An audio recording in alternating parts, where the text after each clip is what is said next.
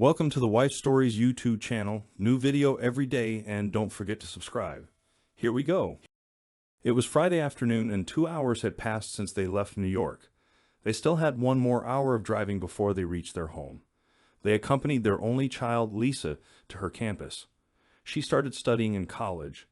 Nancy turned and looked at her husband, Bill, who was sitting behind the wheel of his Ford Transit. They couldn't take her BMW 230i convertible because they had to move Lisa's belongings. Time flies quickly, she thought.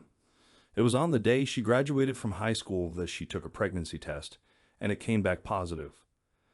Bill was still at university, studying to become an engineer. Their parents cooperated because they knew each other, and they also knew that their children were in love. She stayed with her parents after the baby was born, and they married after Bill graduated. A homemaker, she saw her husband start out as a junior engineer at a local factory, and then 10 years later, own his own air conditioning business. Since then, business has flourished. Bill entered into contracts with huge construction companies. He was always a hard-working guy who dedicated his life to his work and his family. "The house will be empty without her," Bill said in a sad voice. "She was closer to you than to me. She was always Daddy's little girl. She is our princess and should be treated as such," Bill said. "But have you seen her behavior in the last few months? She treated me like trash. Whenever you were at home, she was always by your side. Sometimes she laughed at me. When you weren't there, she locked herself in her room, avoiding me. Come on, Nancy, she's still a child. She was under a lot of pressure during her senior year of high school. She wanted to get the highest grades to fulfill her dream of attending Columbia University. At least try to understand. I know, Bill, but did you see her reaction every time we were in the same room? Do you remember how 2 months ago I was sitting on the couch and she came up behind me with a knife? I thought she would harm me that day.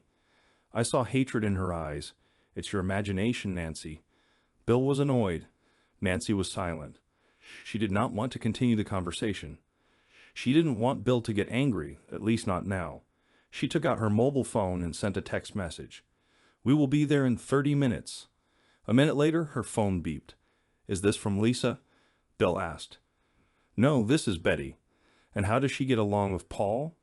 Last time at our BBQ party, she was ranting about how he works late and she spends too much time and cares about him more than he cares about her. She should know that the sheriff's job is not that easy. She should have thought carefully before marrying him." Nancy remained silent again. She wanted Bill to remain calm until they got home. She just leaned against the window and prayed that they would be home quickly. As Bill pulled into the driveway, he saw the sheriff's car in front of his garage. Bill parked his van behind the car. Paul and his assistant came out and greeted Bill. "What's happening?" Bill asked Paul in confusion. At the same time, Nancy ran back and stood behind Paul's assistant. Bill frowned. "This is the worst part of my job that I hate doing." The sheriff took out a thick paper envelope and handed it to Bill. "William Thompson, you have been served." "Paul, is this a joke?" Bill took the envelope with a trembling hand. He turned to Nancy. She lowered her eyes because she could not look her husband in the face. "Why, Nancy? What have I done?" "Bill, it will be better if you leave. Contact a lawyer and take care of your divorce. There is also a restraining order. You are not allowed to come here or be within 500 feet of Nancy," said Paul. "Paul, last Sunday you were here with Betty at Lisa's barbecue party. You both knew what would happen. You came to my house, you ate my food, you even wished Lisa good luck in her studies and her future. You both left with smiles on your faces. This is what I call hypocrisy. Bill, try to understand. To understand what Paul said, why are you an idiot?" Bill yelled. "And you, bitch, stuck a knife in my back." He turned to Nancy with angry eyes. "If you didn't love or want me anymore, you should have told me. I would divorce you amicably. Bill, the restraining order has already entered into force. I advise you to leave this place." Paul tried to remain calm. Bill walked to his van and tossed the envelope onto the passenger seat, then slammed the door and walked over to Paul. "I need my personal belongings.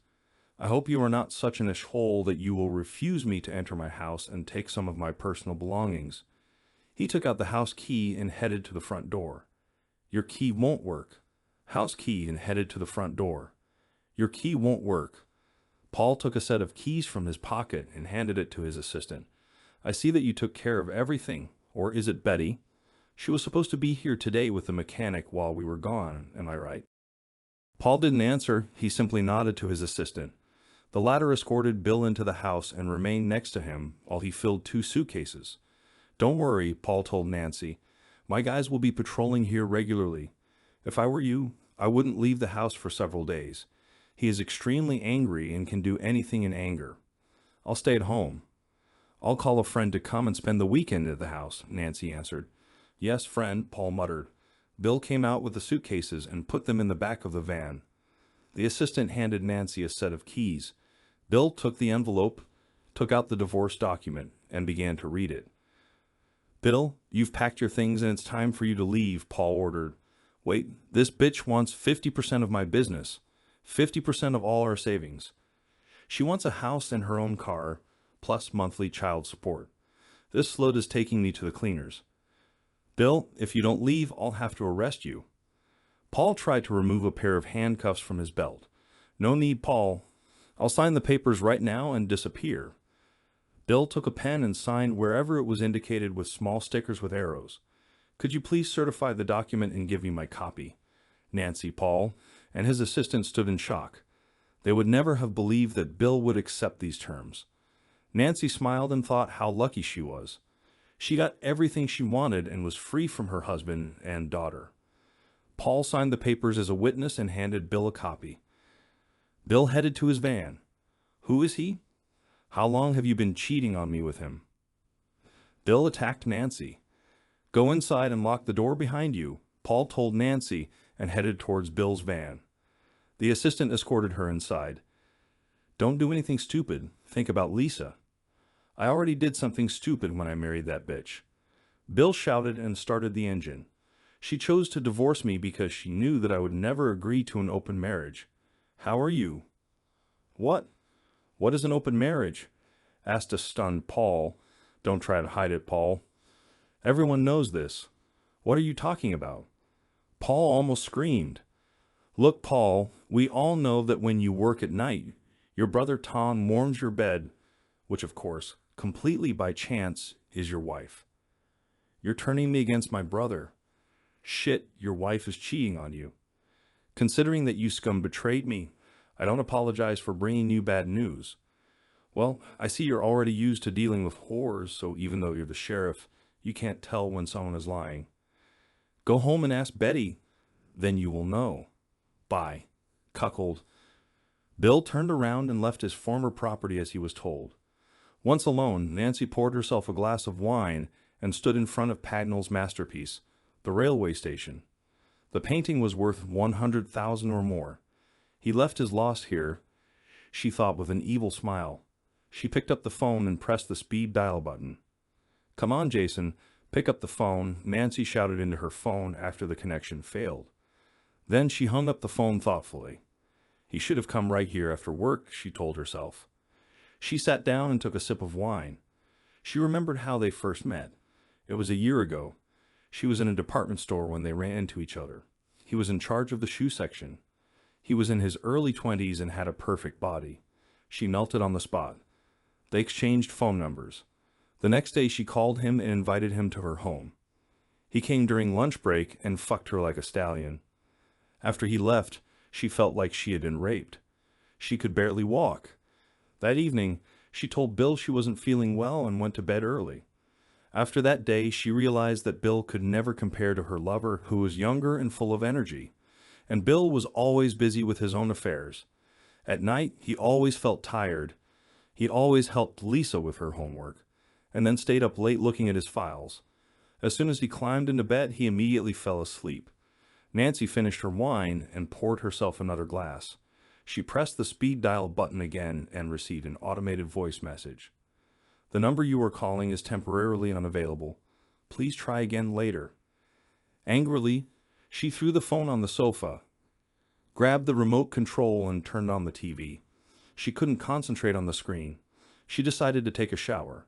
It was a week ago when she was taking a shower with Jason, and he took her to the spot where she was sitting. This was something she had always denied her husband. And Jason made it clear her ass belonged to him and him alone.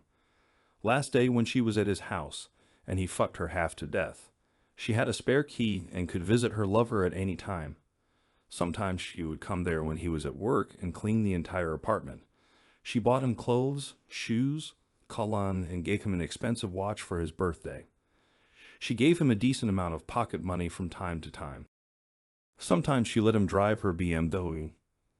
God, I need him now. I'm so incredibly eager, Nancy said to herself. She tried to remember the last time she had been intimate with Bill. She couldn't recall. Had it been 3 months, 6, or maybe more? She didn't care. She had her young lover, a real man who could satisfy her. Now they would be together with nothing to fear. She was free, and he would move in with her that evening. After her shower, she entered the living room, grabbed her cell phone, and shouted, "Where are you, Jason? Why don't you pick up the damn phone?" She went to the kitchen and prepared herself a light dinner. "Dan, I can't leave the house or I go to his place," she muttered. Then something caught her attention on the TV screen. She rushed into the living room and turned up the volume. She watched in horror as Paul, handcuffed, was led to a police car. Sheriff Paul Anderson first shot his wife in the head. Then he drove to his brother's workplace and shot him 5 times. Both his wife and brother are dead, the presenter announced. Nancy turned off the TV and sat down, shocked. "Betty, I told you to be very careful," she whispered. She remembered that it was Bill who had told Paul about his wife's infidelity. Tears streamed down her face as she realized that her actions had led to the death of her best friend and her lover. Although Paul had helped her so much in destroying her husband, she didn't particularly care about his fate. That night, she couldn't sleep at all. For the first time, she felt completely alone. She had kicked out her husband. Her lover was unreachable. Her best friend was dead. Her daughter avoided her. Her parents were gone. Only her sister remained, but she lived with her husband, Tom, in another city 300 miles away. Saturday passed, and she still couldn't reach Jason. She was both alarmed and annoyed. He could at least leave a message and let me know what's going on, Nancy thought over and over again. On Sunday morning, she decided to go to Jason's apartment. As soon as she stepped inside, she felt something was wrong. The photos on the wall and all electronic items were missing.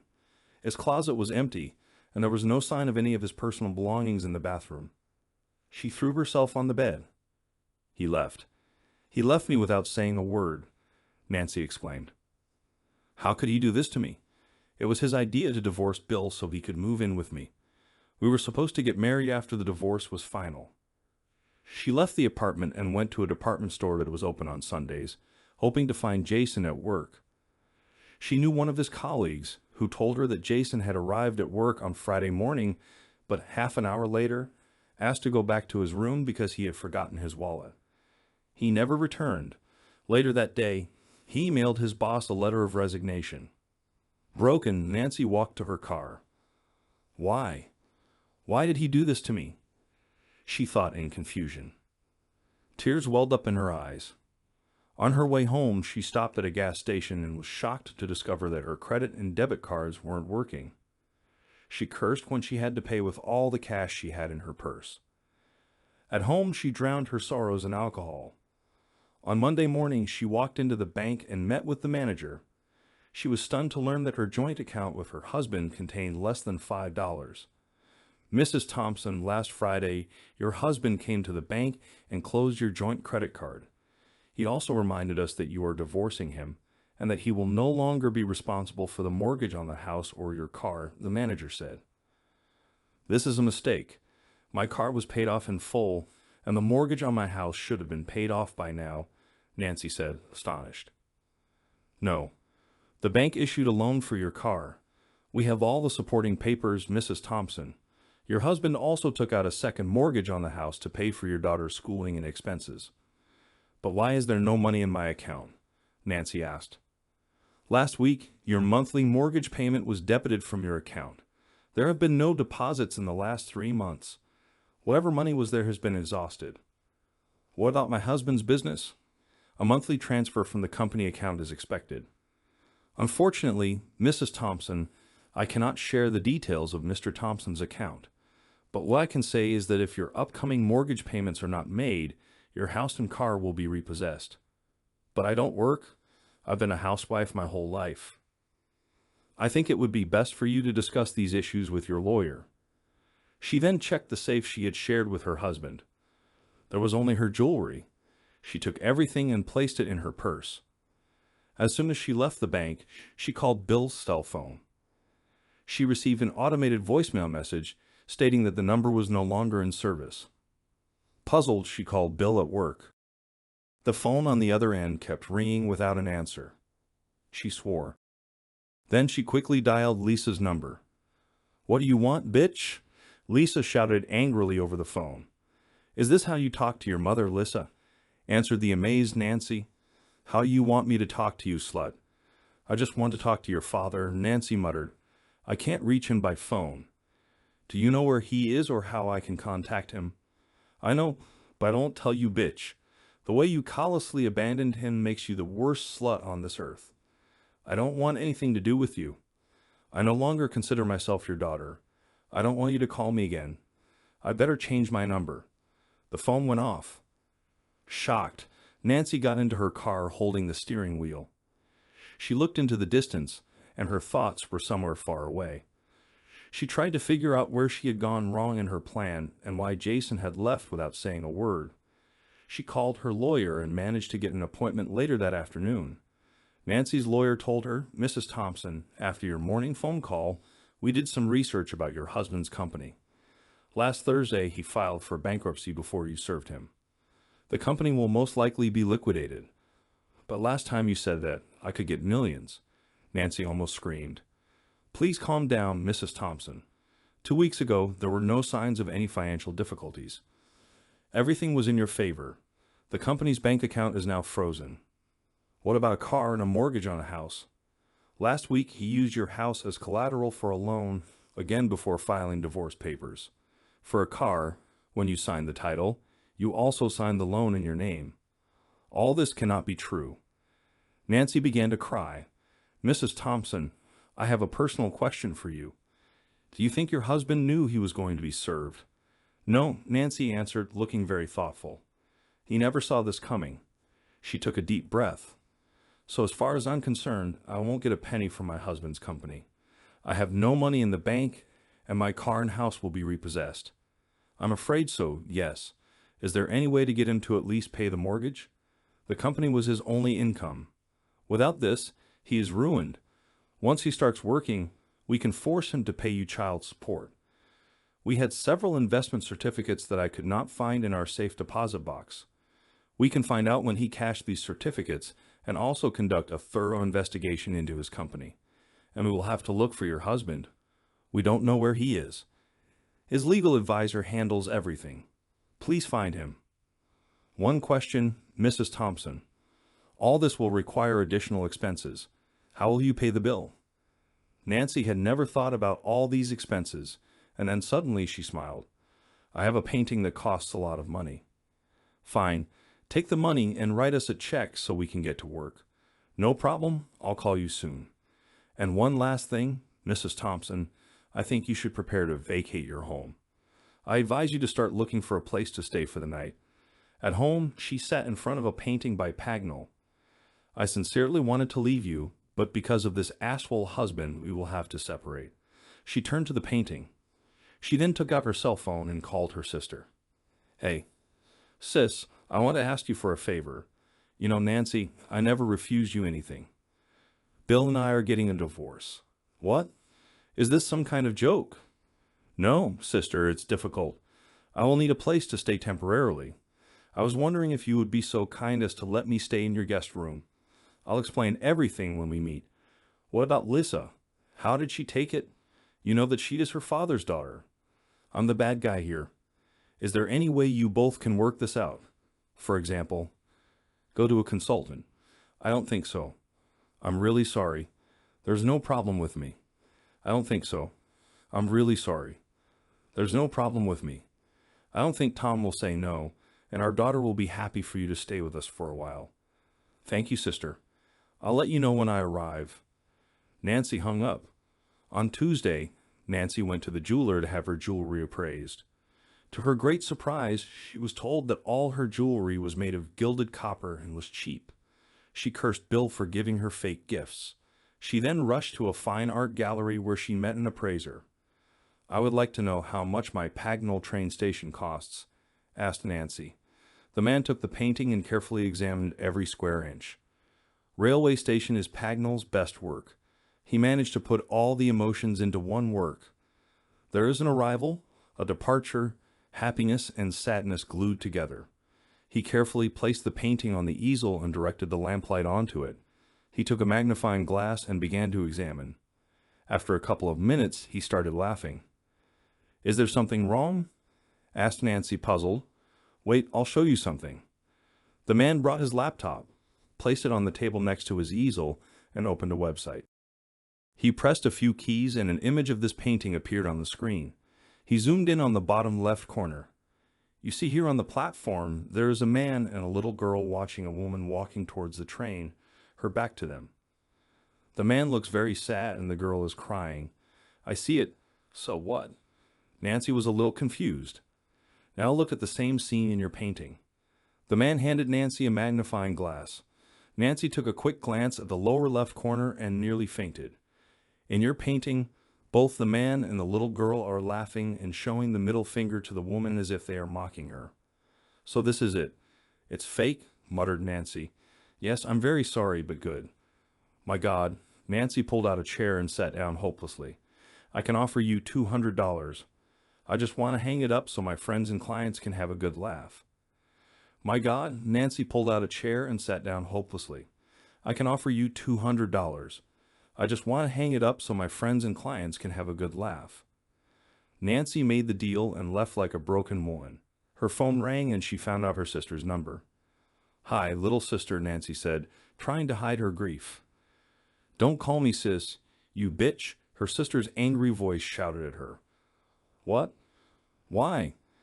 "Tom received an email from an unknown person also sent to all our relatives and mutual friends. There is a link to an adult website.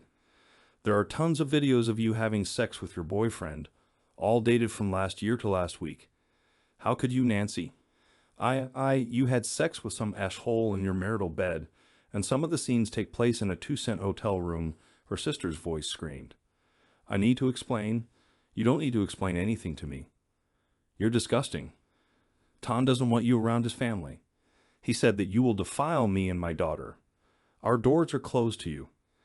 Go to your lover, slut." The phone went off. My God, he knew. He knew from the very beginning. Nancy had a terrible look on her face. What should I do now? She felt dizzy. Everyone knows, the whole city knows. I have to leave here, run away, run away. 5 years later, Bill was sitting in the front row at church. He thought about the phone call he received that morning. He didn't tell anyone about this. How could he do this on such a significant day? He had just walked Lisa down the aisle. He looked at the couple at the altar. Lisa said yes to her boyfriend, the guy she had been dating since her freshman year of college. His thoughts returned to the day when a crying Lisa called him. He remembered that he was in his office when his princess called. "Daddy, Daddy, please come home," Lisa cried. "What's going on, honey?" "Why are you crying?" asked a stunned Bill. "Please, Dad, go now. I'm waiting on the street in front of our house." "In front of the house? What's wrong?" "I'll call your mom." "No, don't call her. Just come." "Please, Dad," Lisa begged. "I'm on my way, honey." On the way to his house, Bill began to worry. A variety of thoughts raced through his head. Why wasn't his daughter at school? Why was she outside the house and not inside? Why didn't she want him to warn Nancy? Was she injured? Suddenly he slammed on the brakes with a roar of tires. He was about to run a red light. Keep calm, he told himself. He knew that Lisa had been working on the project until late the evening before. He even helped her and gave her some ideas. Together, they put everything into a PowerPoint file and saved it to a USB drive. Lisa was waiting 1 block down the street.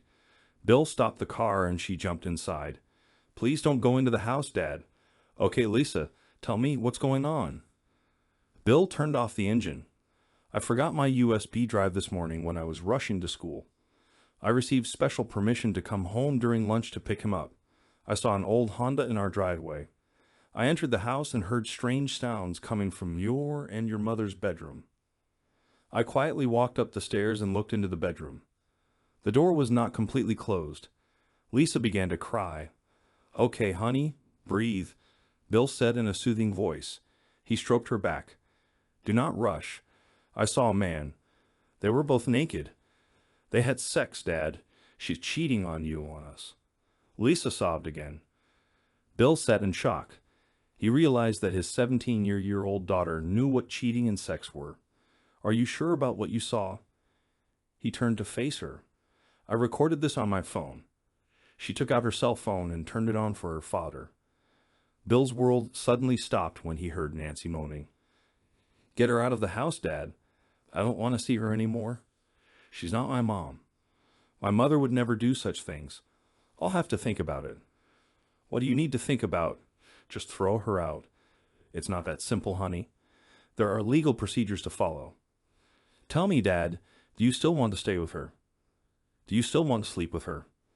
I don't condone cheating, but we will need to know why she did it. Whether it was a one-time affair or she did it for a long time or whether she will continue it." "Here he is." Lisa pointed at the Honda pulling out of the driveway and turned away from them. "Let's follow the guy." Bill started the engine. They followed Honda into the store. They found the guy putting on a uniform jacket as he left his car in the parking lot and headed towards the employee entrance. "He works here. He's still young," said Bill. "Young or not, I don't care," Lisa answered, taking several pictures of the guy in his car. "We already know what's happening. So, honey, I'll give you a ride to school. I'll go home, pick up your flash drive, and bring it to you. I'll tell your mom. She is not my mother," Lisa shouted to her father. "I'll tell Nancy that you called me and asked me to bring it to you. I don't want you to meet her alone, not now, not at any other time. You understand?" "I understand, but why?" "For the simple reason that I don't want her to know that we know. I don't want you to spill the beans out of anger." "What are you going to do?" "I want to know everything you do. I want you to keep me updated." "Do you promise?" "Yes, Princess, I promise to know everything you do. I want you to keep me updated." "Do you promise?" "Yes, Princess, I promise to keep you posted." "I love you, Dad." Lisa hugged Bill. "I love you too. Now take me to school and quickly bring me the USB, since my lesson will start soon." Bill parked in the driveway and walked into the house. "Darling, I'm home." Nancy ran out of the bedroom with shock on her face. She thought she had just dodged a bullet. "Bill, it's you. Who would you like it to be?" He looked Nancy straight in the eyes. "I didn't expect you at this hour." Lisa called. She forgot her flash drive. "I need to bring it to her." He walked up to Nancy and smelled sex coming from her. "Do we have time for quick sex?" "Quickly?" "No. The thing is that I was a little tired from cleaning the house and was very sweaty. You won't like it. And you need to bring Lisa her USB drive." "You're right." At work, Bill scoured the internet for the best video and audio surveillance device, as well as cell phone spy software. Later, he went to an electronics store and bought everything he needed. He made one main decision: from this day forward, he will never touch his wife. As promised, he will share everything with Lisa. Over the next 3 months, he learned a lot. He knew everything about Nancy's lover, Jason White. He will share everything with Lisa. Over the next 3 months, he learned a lot. He knew everything about Nancy's lover, Jason White. Jason came to their house almost every day, either in the morning when he worked the second shift or during lunch. On weekends, when Nancy had to go shopping, she would stop by his house if he was not working. She also had a spare key. Bill found out that she buys a lot of things for Jason. He also listened to a conversation between Nancy and her best friend Betty, in which they shared all their secrets. That's how he found out that Betty is engaged in having sex with my brother-in-law. One Saturday, Bill rummaged through Nancy's purse and found a key hidden at the bottom. He quickly drove to the mall and removed the duplicate key. The following week, he visited Jason's apartment. It was an old building in a notorious part of town. The place was so cheap that there were no security cameras, and the main entrance to the building wasn't even locked. He placed several tiny hidden spy cameras in the apartment, controlled by small, long-life lithium button cells. He also searched everywhere and found all the expensive things that Nancy had bought. Bill began to develop a plan to get out of this relationship, both with maximum damage to both Nancy and her lover. He asked a jeweler to make copies of all of Nancy's jewelry, which were to be made of gilded copper. He then ordered a fake painting of Pagnell's railway station, painted by a professional with special instructions. He met a childhood friend, Steve, who was a corporate lawyer. When he explained his plan, the lawyer scheduled a meeting for a couple of days later. That day, Steve introduced him to his cousin Linda, who was an auditor and an expert in her field. Bill was honest and straightforward with them. He wanted to legally sink his company and then control it from a distance. In a couple of years, he will ask his daughter Lisa to buy out the company. He often met with Linda either in her office or they had lunch together. She was a widow. Her husband died in a car accident. She had a 10-year-old son and had not dated anyone since her husband's death. Gradually, a friendship arose between them. One day he invited her to dinner and then to a movie. She agreed. That same evening, Lisa went to spend the night with her friend and Bill pretended to work late. Bill pulled into Linda's driveway. "Thank you for accepting the invitation," he said to Linda. "This is my first date since my husband died. I understand, and I hope you liked it. Yes, can we do this again sometime when you're free? We have to work together, and you're still married." She leaned over and kissed Bill on the cheek. "Let's do one thing at a time." She opened the car door and walked toward her house. Bill advised Nancy to change her car. She was a little reluctant because she liked her Lexus. When he told her that driving a BMW convertible would make her look younger, she readily agreed. The Lexus was fully paid for, so Bill sold it and cashed out. He took out a car loan for a BMW and put it in Nancy's name. When she signed the document, she thought it was for a certificate of ownership. In between documents, she signed other papers that would come back to bite her later. A couple of weeks later, Bill noticed that when Nancy went to the bathroom after intimacy, Jason would leave the bedroom unclothed and go to Lisa's room. He drew Lisa's attention to this, and she became extremely furious. They decided to install a camera in her room. What they found was alarming. Jason opened the drawer, took Lisa's underwear, and behaved inappropriately with it. That afternoon, while Nancy was sitting on the couch, Lisa approached her from behind with a knife. If Bill had not intervened at this point, Lisa would have hurt or even killed Nancy. Later in the evening, Lisa told her father that she would not have gone to jail if she had killed Nancy because she was still a minor. Bill wasn't surprised when he heard Jason urging Nancy to divorce him and take everything he had. But one thing the lovers didn't know was that he was already one step ahead. He knew that Nancy often let Jason drive the BMW and even allowed him to be intimate with her in the back seat. He knew when Nancy went to see the divorce lawyer Paul suggested, and he also knew that the lawyer had done some research into his company and all of his assets. He waited a couple of days and took out a second mortgage on his house to pay for Lisa's full tuition. The next day, he declared himself bankrupt. He knew that the day he was served, Betty would change the locks on his house while they were in New York. During a barbecue party the weekend before Lisa left, both father and daughter played their part. Paul and Betty were as friendly as ever. Paul even helped cook some meat on the grill. No one would have thought that they were traitors. That Friday morning, while Nancy was in the bathroom, Bill took her cell phone and sent Jason a text message. "I'm coming to your house at 8, and I want you to be with me before I go with them for the last time. Get permission from work and hurry home to be with what will always be yours. I'll tell them that I need to buy a few things. Don't call or text me. I'll leave my cell phone at home in case they call me and ask where I am. See you soon, my future husband." Bill deleted the message after sending it and put the phone back in Nancy's purse. What Jason didn't know was that as soon as he walked into his apartment, 3 men would pounce on him and beat him up. With a knife to his throat, they forced him to send a resignation email to his manager. Then there was another email to the building owner, saying he would be leaving at the end of the month. They then drugged him with tranquilizers, cleaned out his apartment, removed the spy cameras, and took whatever they could carry, pretending he was gone forever. They wrapped his body in a carpet, put him in a van, and drove away. One of the men drove his car. Jason would never be seen again. Neither Lisa nor Linda would have known what Bill did to Jason. This would be his secret, which he would take with him to the grave. On Friday afternoon, after being served, Bill checked into a motel room. He laughed as he watched the evening news about Paul and his unfaithful wife. Before dinner, one of the men who had been in Jason's apartment visited him.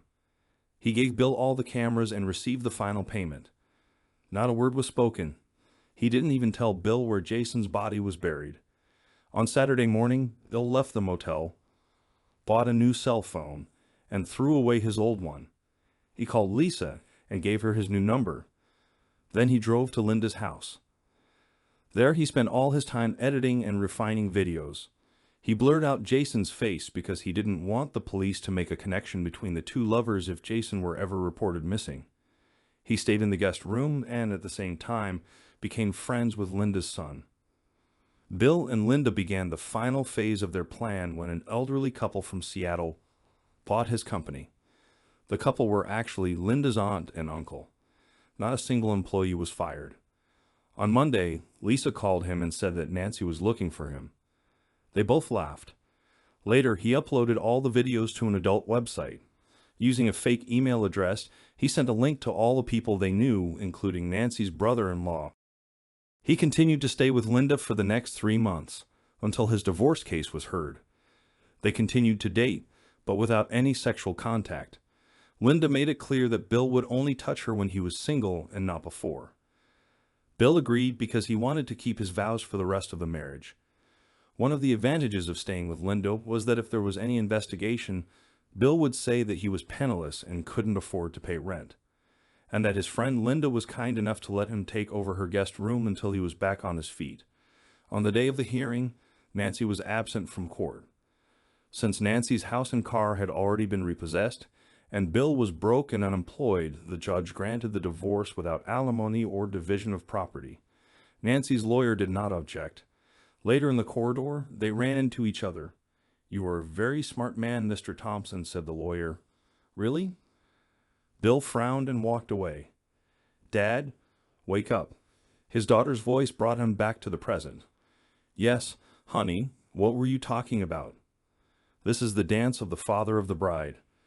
Everyone is looking at us, but you don't move at all." "Sorry, princess, I was thinking about something else." Bill took his daughter's hand, turned her around, and they both began to move to the beat of the music. "Now I need to dance with your mother," Bill said to Lisa when the song ended, "and I promised my younger brother that he would be third on the list." Lisa smiled. Bill approached Linda and invited her to the dance floor. Later, Bill walked up to the bar and ordered whiskey. He sat down and his thoughts went back to the phone call he had received that morning at home in his bedroom. "Good morning, Mr. Thompson. I am Dr. Henry D'Souza from Dallas, Texas. This concerns your wife." "What's wrong with my wife?" Bill asked, confused. "She's in the next room now. I mean Nancy Thompson." Bill hasn't heard that name in 5 years. He threw himself on the bed. "I'm listening, doctor. I am a psychologist, and I am treating my patient Nancy Thompson in her last days." "Her last days?" "Yes, Mr. Thompson." "Do you have a few minutes to let me briefly explain the situation?" "Yes, go ahead," said a confused Bill. "Your wife, I mean your ex-wife, told me about her life from the time she was a little girl until we met. She said that you were the only man she knew until she met a certain Jason. And she made a huge mistake, which she realized later. She mentioned the divorce she was planning and the consequences. She is sure that you knew about this affair and set her up, which she realized later. She mentioned the divorce she was planning and the consequences. She is sure that you knew about this affair and set her up. She accepts her fate and the loss of her husband and daughter as much as she was the one who wronged you. The day she left town, she only had $200 in her pocket. She wanted to move as far away as possible because of what she had done and also because of the videotapes of her sexual antics. She took the first bus that left and made it to Texas. She got a job as a waitress in a dingy second-rate bar on Interstate 20 that was frequented mostly by truck drivers. The owner rented her a room on the first floor for a small fee, but in exchange he had sex with her whenever he wanted. A year later she was pregnant, and since she had no health insurance, she went to a cheap quack for an abortion. The guy performed an unsuccessful operation on her, damaging some of her organs. A year later, the owner began pumping between her and truckers. Some used protection and some did not. When she was brought to the hospital, she had an acute venereal disease and was already infected with AIDS. She has lost a lot of weight and knows she is dying. Her last wish is to see you before she dies. Doctor, I'm really sorry to hear this. My daughter is getting married today. I'll call you next week. Don't waste too much time, Mr. Thompson. I'll give you my direct line number. Hey, honey. Don't drink too much. You'll have to take us home later. Linda hugged her husband and kissed him tenderly. You are the best thing that ever happened to me, darling. Bill pushed his glass away. I will never put you or our son in danger. Let's dance. A couple of days later, Bill called Dr. D'Souza from his office and informed him that due to his heavy workload, he would not be able to make the trip south. The doctor recommended that Bill at least talk to Nancy on the phone. He will transmit the call to the ward where she was. He had a cordless phone that the nurse would take to Nancy's bedside. Bill, is that you? Bill heard a weak voice from the past. Yes, Nancy, it's me. Bill, Nancy began to cry. I'm sorry, Bill. I really am sorry for what I did to you and our family. Now I'm paying for it. I forgave you, Nancy. I continued to live my life and I'm happy. Bill took a deep breath. I have to thank you. After my divorce, I married the most wonderful woman in the world, and we had a son. Lisa absolutely loves her new mom, and they both get along very well. By the way, she got married last Saturday. It was a wonderful wedding ceremony. Her mother took care of everything. Lisa's children will no doubt call her grandmother. We are both waiting for this moment. Bill heard Nancy begin to sob. Then he heard a loud, continuous, high-pitched sound of medical equipment and noise in Nancy's room. He waited and finally heard a frightened voice. Mr. Thompson, I'm Nurse Angela Smith. Sorry, I'll have to hang up. And the phone went off. Bill looked at the family photo on his desk. He smiled. You last best, he said to himself.